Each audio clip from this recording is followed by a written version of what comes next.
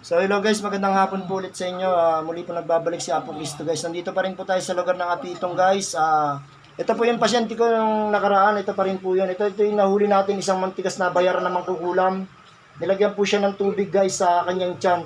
Yung nakaraan po guys, malaki po talaga, di ba Nay, no? Yan po yung mga pamilya niya. So yung magpapatutot, magpapasaksis sa mga ginagawa ni Apo Cristo, hindi po bulaanan.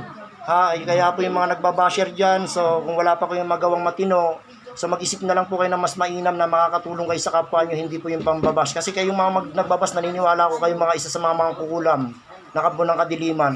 Huwag lang po kayo magpapahuli kay Apo Cristo, talagang wawakasan ko ang kasamaan ninyo. Pasensya na po kayo talagang, yan ang pinatupad sa akin ng Panginoon Diyos Ama.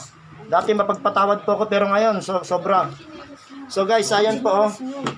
Tingnan nyo po oh, pero medyo okay naman na po siya. Kaso nga lang, itong nagagalit po ako guys, si Apo Cristo. Lagi kong pinapakiusapan